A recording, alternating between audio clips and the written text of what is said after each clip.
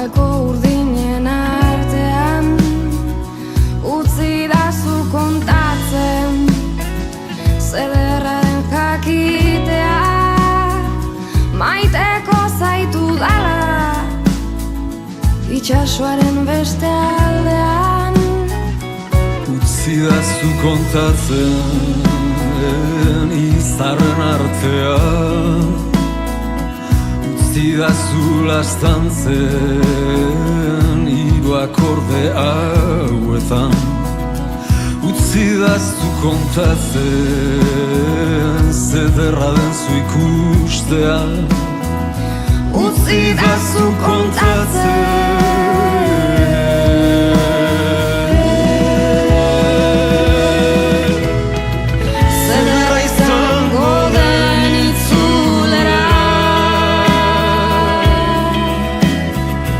Elkarren besoen zabaleran, zure fede guztiei eustean, zure min malkoak baretzean.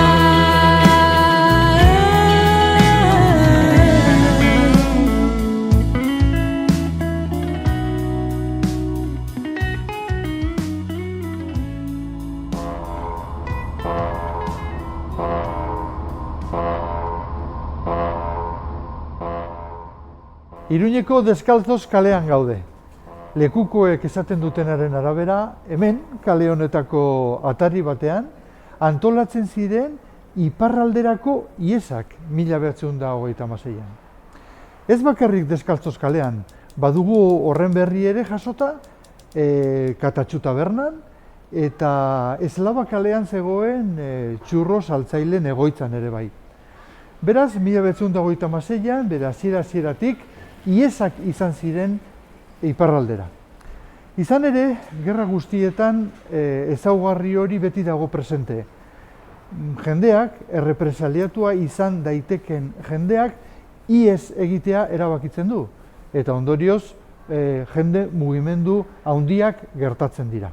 Horrelaxe gertatu zen Nafarroan 1926an, uztaileko zeran hasita, hilabetean hasita, eta horrela gertatu zen Euskal Herri osoan gerrak aurrera egiten zuen neurrian. Martin Solarzangitu zen gure amona zenaren anaia. Berez, bigarren mailako osaba da, baina harreman handikoa. Beti gure ama alaba bakarra da, eta osaba Martinek alaba bezala hartu izan du urtetan oloronen, eta harreman handiko osaba izan dela esango dugu. 1912an jaio zen Altsasun, Altsasoarra da izatez. Eta Olaztiko zemento porlanen egiten zuen lan, eta gizon formatua zen, delineantea zen garai horretan, bazen zerbait delineantea eta tornero mekanikoa okerrezpanago. Hortaz gain, ideologikoki errepublikar sutsua zen, sozialista ere bai. Celestino Arrasaten jaio zen 1909an. Ama taitxa baserretara zen, baserri girokoa zen bera. Baina 16 urtekin hasi zen Elmako lantegian lanien. Eta orduen 1925an bera zen ikasketa apur batzu zauken langile bat. Eta horregaitik hartutu zauen ordezkari bezala lantegian. Eta UGT-ko representantia bera izan zen, lantegi horretan.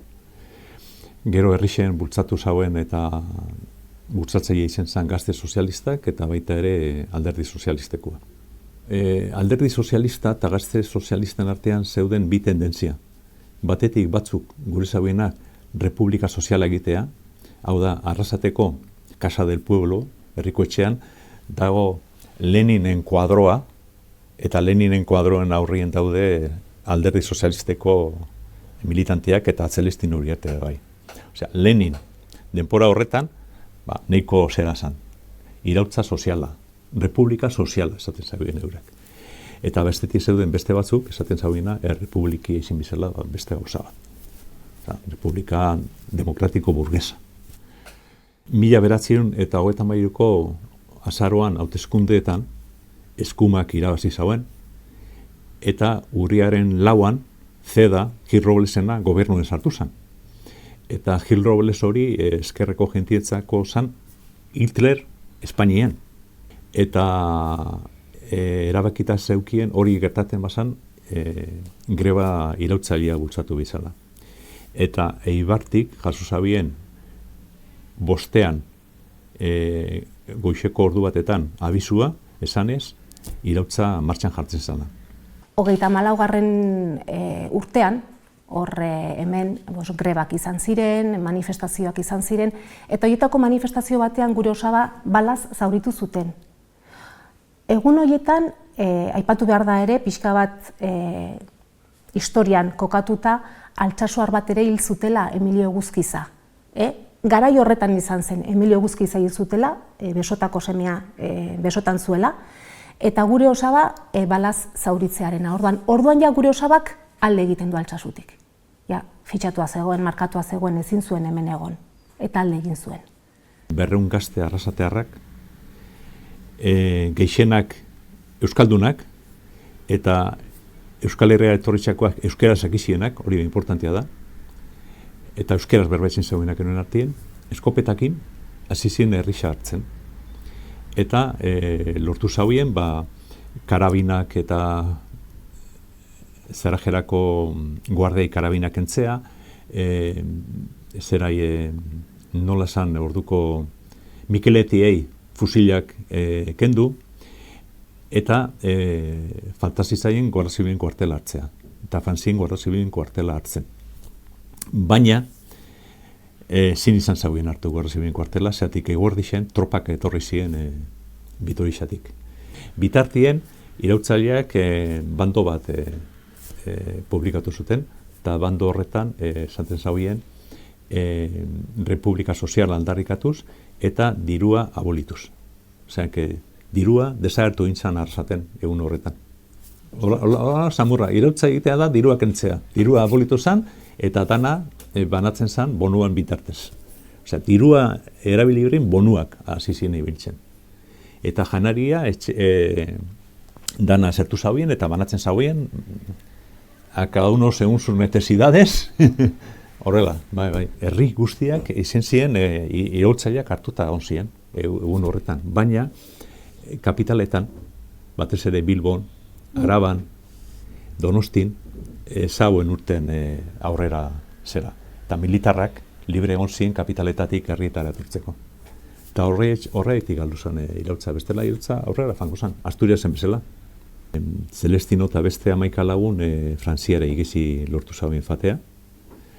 Bestetik 170 gazte arrasatekuak Guadalupeko gortorlekura preso eraman zuten. Bai, Frente Popularrak otsailean irabazi zauenien anistia zertu zauen, eta anistiarekin etorri ziren martzoan irautzaile guztiak. Eta berri zelman hasi izan lanien Celestino.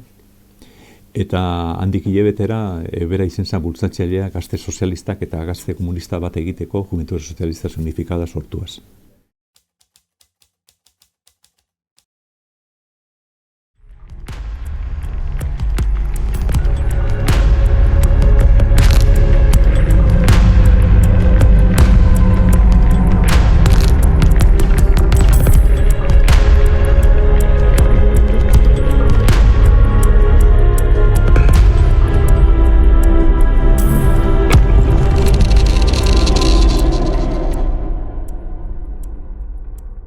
Gizon asko ihes egin zuten, askok eta askok. Gure aitonak, esate baterako, hor dagoen atetik ihes egin zuen, baratzetik atauna. Eta elkartu zen, beste Altsasuko, baina asko, ez dakit 3 bat edo izan ote ziren, hori ere jasota dago nonbaiten. Eta hortik Beasaina, gure aitonak, eta gero Ibarren ere izan zen, eta gero Bilbon, ibili ziren hemengo altsasuar asko sakabanatuta Euskal Herritik.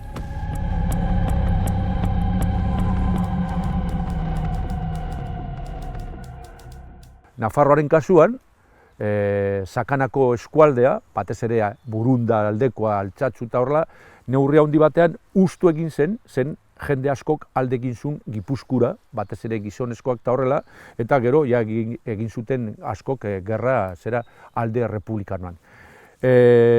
Erronkari, Aezkoa, Bastan aldetikan eta bar, baita ere, jende desente, mugaz bestaldera pasatu zen bertakoak, eta baita ere, noski, Iruñerrikoak edo beste eskualde Nafarra batzutakoak aldegin zuten 36ko uztailan bertan. Golpia hasi zanien, lehenengoko egunetik irten ziren greba orokorrean Gipuzkoan, eta Donosti hartzera fan ziren. Baina Donostin ikusi zauen militarrak ez zirela irtetzen kuarteletik, eta torri ziren danak Gasteiz hartzeko asmotan. Baina landara aiau zinien, motorista famazan ere bila esanez, bueltatzeko zati militarraia altxatu zirela Donostin. Eta fan ziren Donostira, eta Donostin, esperientzi gutxi, eurak, eta guardia da salto batzuk golpista zienak harrapo zauen preso. Eta giza eskuto bezala egon zan lotuta Celestino Maria Cristina beste batzukin Maria Cristina jauzi arte. Irun, lehen aipatu duan bezala, izan zen ja erbesteratze importante bat, ja da populazio haundi bat, ja bere osotasunean mugaz bestaldera pasatzen dena, eta ja azten dire Frantziako agintariak hortaz arduratzen eta kezkatzen. Eta Frantziako aldizkarietan azaltzen da portadak eta guzti, où vont les réfugiés, nora doaz refugiatu horiek. Ikusten dute ja daukatela hor auzi bat, bai?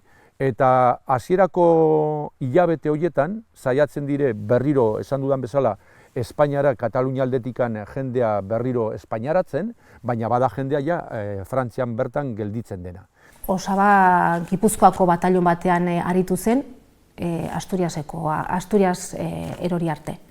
Gero kerrezpanago Frantziara joan zen, ez dakit barkoz izan ote zen, baliteke ez dakigu, eta gero berriro Frantziatik Kataluniara sartu zen, eta hor kargu militar bat zuen, Errepublikako bandoko kargu militar bat zuen, eta gero denborarekin berriro pasatu behar izan zuten Frantziara.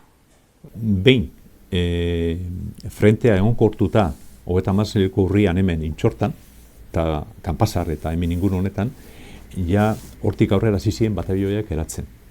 Eta Dragones batalioia izen zen eurak bultzatu zauiena. Eta batalioi hori egin zen Hernani, Arretxabaleta, Pasai, Donosti eta Arrasateko Guadalupeko goterlekuan egondakoaz, preso egondakoaz 34an. Batalion hori urten zauen. Bertan nola lagunak inzien, hortik urten zauen batalion Dragones hori, ez da? Gero, jarretxu zauen borrokan, Santanderren, Asturias, Masukon, egon ziren, Masuko borroka gogorrak izen ziren Asturiasen, eta gero, lortu zauienak Frantziara pasatzea, Celestino bezala, jarretxu zauen Katalunian borrokan. Celestino izen zan kargor maior karguaz, izen zan brigada batean buru, Ebroko bataien. Eta Ebroko batai horretan gainera zauritu izen zen. Eta horren ondorioz eman zioten la medalla del valor bertan, Republikak bereri. Eta 37an, ja, frankistek ipar frontean aurrerapenak egin zituztenean, eta batez ere ja, otsailean, martxoan, maiatzan eta horrela, hor daukagu ja erbesteratze masibo bat, baina ezaugarri berezi batzukin, hain zuzen ere, umeen erbesteratzea. Ume asko, euskal aur eta ume eta gazte asko, espedizio ezberdinen bitartez, batez ere barkuz ateratako espedizioen bitartez, izan zen barku famatu bat Labana deitutakoa eta horrela, baina izan ziren hainbat espedizio, 1937ko otsaiaz geroztik, zera Britania Handira, Frantzira, Belgikara edo SECB-ra joan ziren umeak. Oso bitxia da, baina oso nabarmena esan nahi dut, ikusten dugunean, orduko egunkarietan, lista de niños que saldrán hoy del puerto de Santurtzi. Eta hor dator, egunkari horretan buruz ari naiz, baina uste dute liberalean zela, 400 ume izen eta bizenekin kolonietara edo ez dakit, aisialdiko leku batzutara jungo balira bezala izen eta bizenekin. Hori esatako jende guztiak ikusten zuen. Bai, osea, era antolatua eta publikoki eta nolait esateko ume horiek salbatzearren. Batallón de Montaña Pirenaika 152 brigada mixta delako horretan egon zen, eta hor dirudienez gidatu zuen, komandantea izan omen zen. Ez dakit, ni egia esan, militar graduekin galtzen naiz, baina okerrez banago dokumentuetan bintzat ala dio. Otsailaren erdinguruan pasatzen da Pirineoak oinez, pasatzen da Frantziaraino. Eta ailegatzen da Frantziara angina handi batzukin. Eta Argeles Sumerreko hondartzan atxilotu izan zen. Baina bera nola zauken kalentura hundixea eta esaten zauen, hemen gelditzen banaz, hilen bienaz, eta lortu zauen igeze itxea, bertatik. Eta fan zan hotel batera, eta egon zan 3 egun hotelean hoien sartuta fruta bakarri jaten. Eta lortu zauen kalenturako horreik gestea. Berriz atxilotu zauen handik 3 egunera.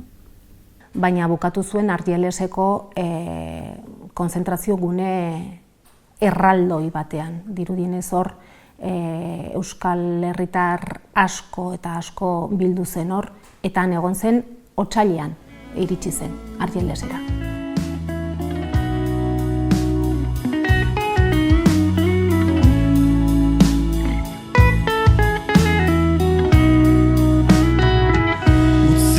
Zu kontatzen behinume zirela, amestu zutela itxasoaren beste aldea. Erbesteratzerik latzena, haundiena eta orokortzat jo dezakeguna da 39ko otsailekoa. Zeren orduan, ja ikusten da, Espainiako alde republikanoak gerra galduko dula, eta batez ere frankistak sartzen direnean Katalunian eta Barcelona hartzen dutenean, hortikan alde egiten dute hasteko agintari politikoek. Barcelonan zeuden orduan 3 gobernu, Espainiakoa, Manuel Azaña eta Juan Negrinek gidatzen zutena. Manuel Azaña zen Errepublikako presidentea, Negrin zen Errepublikako gobernu burua. Hor zegoen Barcelonan zegoen noski Generalitat deitzen duguna, Luis Companys buru, eta Barcelonan zegoen ere bai Euskal gobernua, Agirre, Jose Antonio Agirre buru. Eta 3 gobernu horiek, edo 3 gobernukide horiek, edo aipatu ditudanak, Negrin, Azaña, Companys, Agirre, egun berean juten dire mugaz bestaldera. Frantziako agintariek ez zuten Espainiako errefuxiaturik nahi. Eta orduan, 1939ko urtarrian, erbesteratze handi hori abiatzear edo hastear dagoenean, muga itxita daukate. Eta ez dute jendea hartu nahi.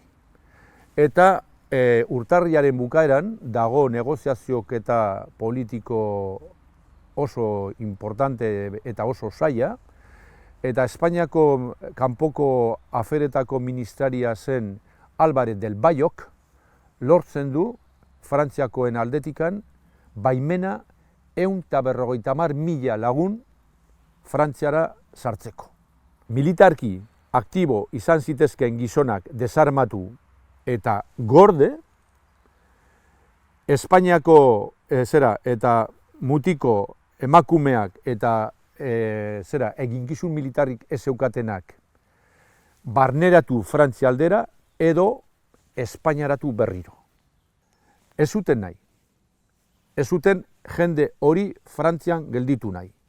Gertatzen dena da, gaizki kalkulatu zutela, edo kalkulatu zuten baina askoz fenomeno latzagoa, handiagoa zen, eta 150.000 adostutako horiek, baina askoz gehiago izan ziren. Kalkulatzen da, 500.000 inguru persona mugaz beltztaldera pasatu zirena.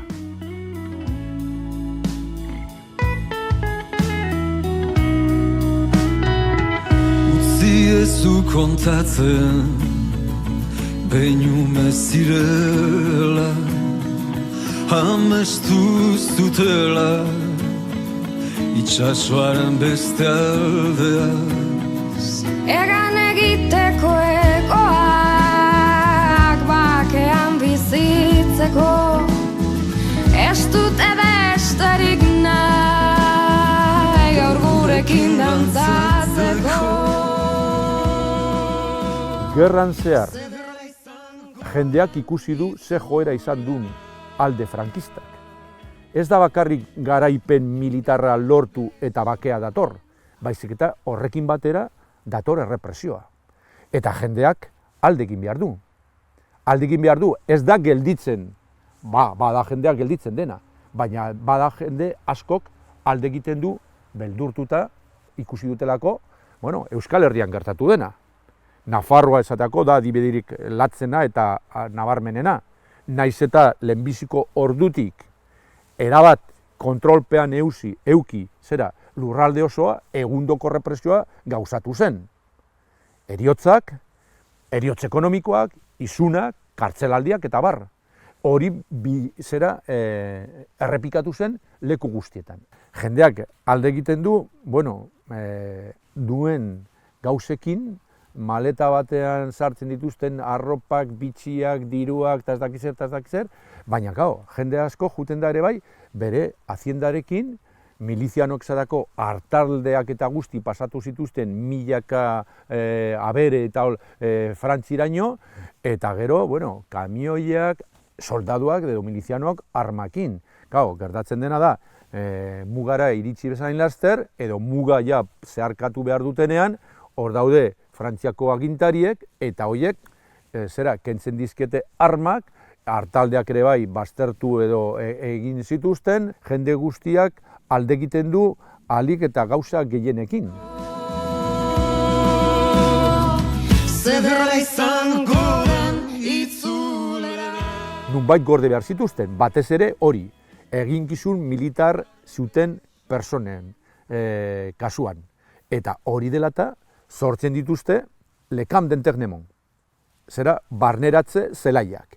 Edo orduan erabiltzen zen terminologiarekin, bai agintari politikoen aldetikan, bai komunikabideen aldetikan, eta baita ere, eta batez ere, barruan egon zirenen aldetikan, campos de concentración, konzentrazio zelaiak.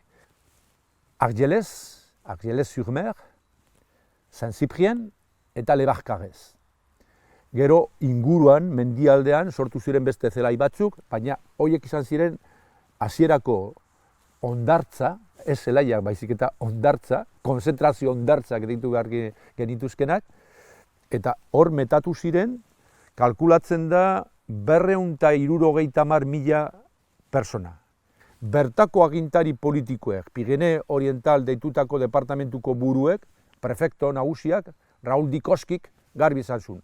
Hau banatu behar da Frantzia osoan. Ezin dugu guk olako jende uholdea euki 3-4 hondartzetan.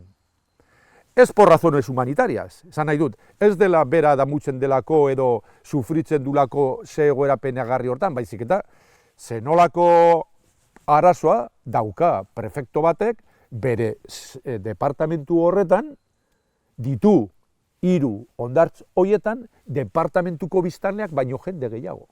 Kontuan hartu behar dugu lehenbiziko Euskadiko gobernua erbesteratua zegoela, exilioan zegoen.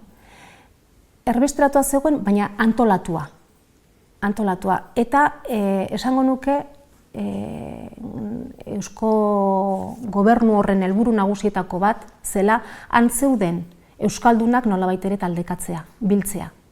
Eta hortarako gure osaba, Martin, nolabait ere egin zuten, bazuen kargu militar bat, egin zuten nolabait ere enlaze edo bozera male bezala, hor Telesforo Monzon, orduan zegoen Euskadiko gobernuko erbesteratutako hoien artean, Eta Telesforo Montzon gure osoarekin batera, eta beste kide askoren artean, imaginatzen dut, lortu zuten nolabait ere, han zegoen jendetza nolabait ere, Euskal Herritik gertuen zegoen eremura bidaltzea. Eta esaten dut, han zeuden Euskaldun guztiak bere osotasunean, Euskaldunak, guztiok bat, Nafarrak, Arabak, Arabarrak, guztiak. Eta niretzat hori oso garrantzitsua da, eta hortaz ere ikasi beharko genuke. Hondartza horietan ez dago deus. Bueno, dago, hondartzetan dagoena. Hondarra, itsasoa eta zerua. Eta Frantziako agintariek jartzen duten osagai bakarra da ixtea hondartza horiek eziekin. Mugatzeko hoien askatasuna.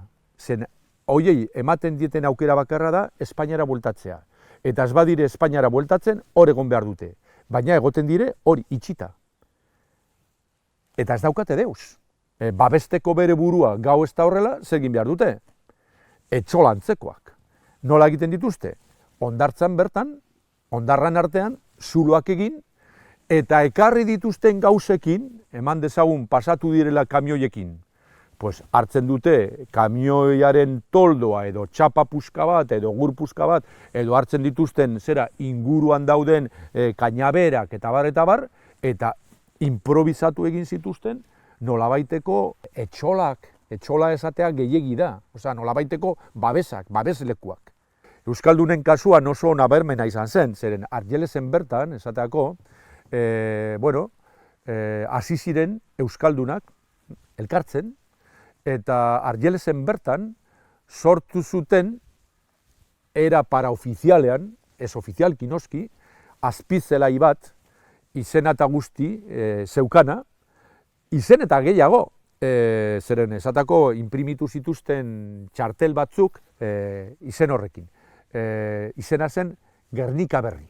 Karo, hau guztia martxan jartzeko, hainbeste jenderen artean sortu zuten Gernika Berri talde bat, azpizelai bat esango genuke, eta hor gure osaba zen buru, Euskadiko gobernuko buruekin batera, Telesforo Montzon hor zegoela, lortu zuten nolabait ere zerrendatzea, han zeuden Euskaldun guztiak, eta berriro aipatuko dut Euskaldun guztiak, Euskal Herritarrak, ahalik eta Euskal Herritik gertuen zegoen eremura ekartzeko. Telesforo Montzon abertzalea izanik, gure osaba etzen abertzalea, gure osaba zen sozialista eta republikarra, baina hori bai entzun izan dudala behin eta berriro gure etxean zein ongi eraman izan ziren biak. Naiz eta ideologikoki, ez oso ezberdinak, baina bai ezberdintasun handiak beraien artean egonik. Horregatik, iruditzen zait, persona honekoak zirela biak. Gurs, Frantziako herri txikia da. 1936ko erroldaren arabera, garai hartan, 502 biztanle zituen bakarrik. Beraz, herri txiki bat dela esan genezake. Pirineo Atlantikoetan dago kokatua, departamentu horretan, eta Olorongo barrutian. Gerra bukatzen denean, Espainiako gerra bukatzen denean, errefusiatu uholdea Kataluniatik bideratzen da Frantziara. Eta oso baldintza txarretan kokatzen da hainbat hondartzetan. Famatua da esate baterako Argeler Zurmerreko hondartza, non milaka persona zegoen oso baldintza txarretan. Beraz, Frantziako estatuak erabakitzen du konzentrazio esparruak eraikitzea, eta harrelase egiten du. Konzentrazio esparrua eraikitzeko lekua hautatzen du Gurs. Beraz, hor bertan kokatzen da esparru hori. Euskal Herritik gertuen dagoen esparrua da, eta horren ondorioz, Euskaldun mordoa bildu zen konzentrazio esparru horretan. Hilabete pare bat pasata gero, sortzen dire, hiri edo kanpaleku edo zelai hoiek 15.000, 20.000 lagun izateko modukoak, eta nun egitura berdina errepikatzen da.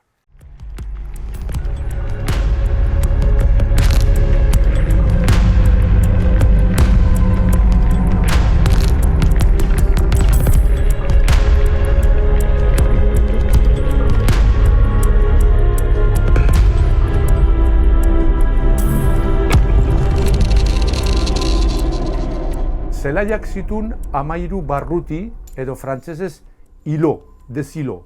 Eta islote edo barruti bakoitzean zeuden 30 edo 25 barrakoi. Barrakoi bakoitzean 60 lagun, 60 persona. Bale? Eta ordun, sarre nagusia zen hortikan, hegoaldetikan, hasieran zeuden militarren barrakoiak eta horrela, alde horretatikan, esan nahi dut, baita ere zeuden beste militar batzuk eta beste aldean ere bai, baina zelaiaren muina zen hori, rektangulo hori, 2 kilometro luzera, 1800 metro luzera zeukana, hori, 13 barruti hoiekin, eta barruti bakoitzean hori, 30 edo bat ziren pare bat edola motzagoak zirenak, esateako hoiek, elbe jelde 25 barrutiekin. Eta rektangulo bakoitza da barrakoi bat. Barrakoiak nahiko gertu zeuden beraien artean, eta guztiak zeuden itxiturakin. Horrek esan nahi du, hori, mugatuta zegoela, islote bakoitzak, eta tartean ditugun egitura hoiek adierazten dute ze gertu zeuden, eta hori, jendea ateratzen bazen, hemen pentsa 60 persona, beste aldetikan beste 60, ze jende multzo zegoen esparru mugatu horretan. Zen islotetik ezin zuten atera. Islote bakoitzak zaukan bere itxitura, eta gero, zelai osoak kanpoko itxiturak zeukan.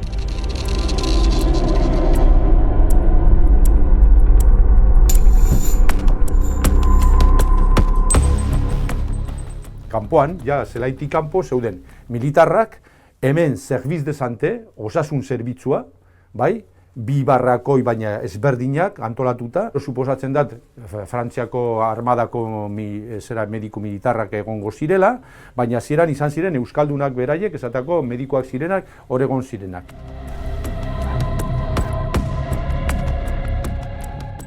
Barrakoi honetatik gertu dago egitura bat porlaneskoa dena, horrek adierazten du, zera hor zegoela sukaldea. Islote bakoitzak zeukan sukalde haundi bat, kolektiba, hor egiten zituzten marmita haundietan baskaria, eta gero marmita hoietan, edo bai, eramaten zituzten barrakoietara, eta atean banatzen zuten baskaria.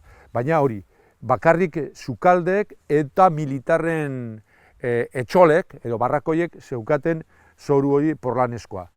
Ohiko barrakoiek egurrezkoa, ura ematen zuten ordu batzutan, batez ere hori, lehenbiziko ordutan garbiketa egiteko tenorean eta horrela, zeuden egurrezko garbitegi batzuk eta horrela.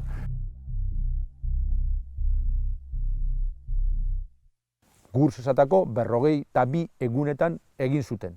Otsailaren erdialdean erabaki zuten gauden tokian jarriko zutela zelai bat, eta apirilak baterako martxan zegoen hemen. 382 barrakakin, katiboentzat, eta 56 barraka militarrentzat. Egurrezko barrakoiak ziren denak, gaur egun dago bat eredu bezala, eta ez dut uste lan handirik egingo zutenik hor. Hori, okerrena da, zen hori, hor egotea, ze printzipioz, nolabait ere, harrera gune bat izan behar zuen. Baina harrera gune hori, etzen harrera gunerik izan. Konzentrazio zelai bihurtu zen. Esitua zegoen alambraekin, hor ez zegoen ateratzerik. Edo lan aurkitzen zenuen, edo Mexiko aldera joateko aukera zenuen, edo Espainiara. Espainiara ezin ziren joan. Markatua, fitxatua zeudelako, lana topatzea zaila zen. Eta batzuk Mexiko aldera joan zuten. Gure osabari Mexikora joateko ere eskaini omen zioten. Hori amak esandakoa da. Egia da gure osaba, formatua zegoenez, berehala aurkitu zioten lana. 3 hilabete besterik ez ziren egon, etzen egon Gursen. Apriletik ekaina bitarte horretan egon zen. Joan zen Arudi deitutako lantegi batera, lanera, etan elkartu zen bere lengusu propioarekin, Jesus Zornozarekin, Alsasuarra ere bai, eta biak aritu ziren hor lanean. Behin Gursetik atera eta gero. talde desberdinak aiegu ziren Gursera, egun desberdinetan, eta bera izen zen apirila 7an aiegu ziren taldien burua. Berazin lagun inguru, aiegu ziren apirila 7an Gursera, eta bera zen talde horren burua. Gero Gursen zegoen Altsasuko bat jefe bezala, baina maiatzaren hasieran, gudako datuen araben maiatzen hasieran itxi zauen jefe izeteai, eta orduen Eusko Jaurlaritzak erabaki zauen komunista bat Gurseko arduraduna jartzea. Eta nahiko harritzekoa da, nola Eusko Jaurlaritzak komunista bat nola jartzen dagoen arduradun, ezta? Eta izen zen, batez ere, bi gauzagatik uste dugu guk. Batetik, oso antolatzaile ona zalako, eta bestetik, Gursen zeuden preso gehienak ziren UGT-kuak, Juventude Sozialistas Unifikadakuak, sozialistak eta komunistak. Gehiengoa hori ziren. Eta, klar, horri dano zaukien Celestino leku honien jarritxe, ezta. 1929ko maiatzaren erdialdean, oain parametro turistikoak erabilita, en plena okupazion, beteta zegoenean, hemen, Gursen, 18.000 lagun genitun kautibo, preso edo refusiatu. Gurs, herrizka izatetik pasatu zen izatera eskualdeko departamentuko 3. hiria. Pabe lehenbizikoa, Baiona 2. 3. Gurs. Txostenak idazten dotza zerai bertako komandantiai, Leonardo Salazarri bebai, Leonardo Salazar zan Eusko Jaurlaritzako buru kanpotik zebilena, eta hor jartzen zauen, zelako egoeran bizi ziren presoak, ezta? Janari eskasa, osasuna zaintzeko medikuak eta eraitzaina bai, baina botikarik ez, bizitak, kartzela bateko bizita bezalakuak, kartzela esan, baina emute esan kartzela sana, gero baita ere alambre artean egon bizien denpora guztien, lau A, B, C, D zeuden euskaldunak, eta ezin ziren batetik bestera pasau, A egon bizien A eta B, eta dana alambre hasia esan, eta berak hori, alingindu zen hori hobetzen, ezta? Karo, kontuan hartu behar dugu Gurs Pirinioetatik oso gertu dagoela, orduan naiz eta udaberria izan gure osaba egon zenean bederen, euria egingo zuen. Eta lokatza izugarrizko omen zen, ezin zen ibili, imagina zaitez, dana bustita, ezin ibili, dana zikina, gosea. Orduan hor, miseriak pasaz dituzten, miseriak harreragunea izan arren, hori etzen harreragunerik izan. Ez baldintzak oso kaskarrak ziren. Gero baita ere berak eruten zauen kontrola, irtetzen zauena eta nora irtetzen ziren eta hori importantzia da. Eta dago txosten batzu berak jartzen zeintzuk irten diez, nora afan diezen, eta zera. Eta morala, jentien morala haundi jarri bezan, ez da? Hemen Gursen, Euskaldunen kolektiboa oso handia zelako, eta gainera kolektibo horrek Gernika Berrin bertan eratu zuten abesbatza bat, Eusko Ametsa deitutakoa, Ramon Muguruza Hernaniarra zuzendaria zena, eta oso onak omen ziren, zeren esatako ditugu, hain zuzen ere, beraiek prestatutako programak, eta gonbidapenak edo txartelak esku egindakoak, eta ikusten dugu nola esatako Argelesko zelaitik atera ziren 2 aldiz kantatzera, esatako Perpiñango kasino militarrera, eta bar. Eta 1919an, Uztailak 14 zen Frantziako eguna, eta zen, hain zuzen ere, 150. urtemuga Frantziako iraultzakoa, eta zelai askotan, Gursen ere bai, egin zituzten esatako egun horretan ospakizun oso bereziak. Eta kolektibo guztiek, edo kolektibo askok, egin zituzten bere aportazioak. Euskaldunek esatako egin zituzten dantzak, kantatu zuten. Frantziako egun horretan, emozioten kriston baskaria, eta dana izen zen posa, eta dana, eta gainera abestu zauen preso guztiak La Marsellesa eta oso ondo. Baina hurrengo unien, frantsesa jarri zioten bi kartel, con Franco o con la Legión. Eta erabaki zauen bat edo bestea. Eta nik elkarrizki dut nauen bertan Gursen egondako bat, bera Burgoskoaz, Asturiano esan, baina Burgosen bizi zen. Eta bera kontau zidan, Celestino izen zala denengokua, urten zauena aurrera, eta esan zauena, ni con Franco ni con la Legión. Bigarren mundu gerratea ja hasi zenean, eta batez ere Frantzia ja naziek menpe izan zutenean, Frantziako armada desmilitarizatu edo desitxuratu zen. Eta orduan esatako, hemengo militarrek alde egin zuten, eta inguruko jendea hartu zituzten zaindari. Frantziakoek pentsatzen zuten hau zela gauza behin-behineko soluzioa, eta 3-4 hilabetetan desagertu egingo zena, bukatuko zutela problema horrekin nola esateko, baina honek luzera josun. Zenkao, bukatu beharrean, luzatu egin zen 1945 arte. Zederra izango den itzulera, elkarren besoen zabalera, zuen fede guztiei eustea, zuen minmalkoak baretzea.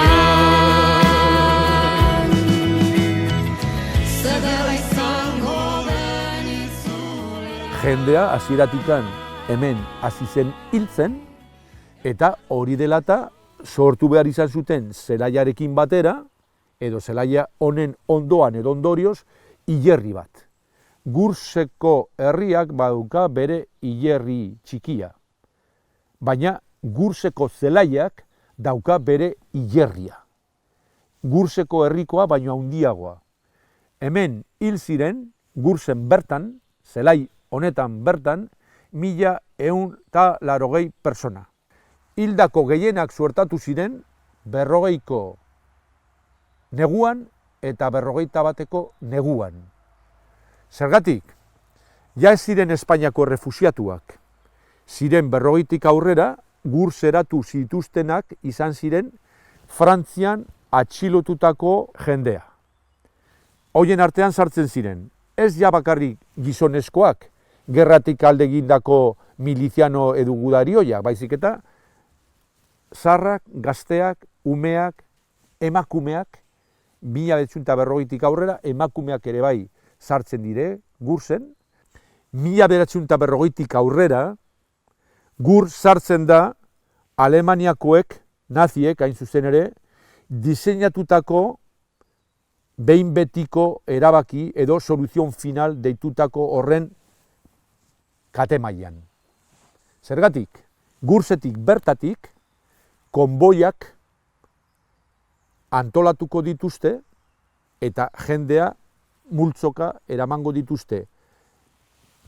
Kamioiez, Oloroureraino, Oloronen trena hartzeko eta trena horiek doaz Drancy aldera eta Drancytik jungo dira Auschwitzera. Eta hor hiltzen dituzte. Hain zuzen ere, 1942an izan zen lehenbiziko konboia, eta 1943ko martxoan izan zen azken konboia. Konboi horietan izen eta bizenekin, datu zehatzekin, badakigu 3.000 eta 907 persona eraman zituztela.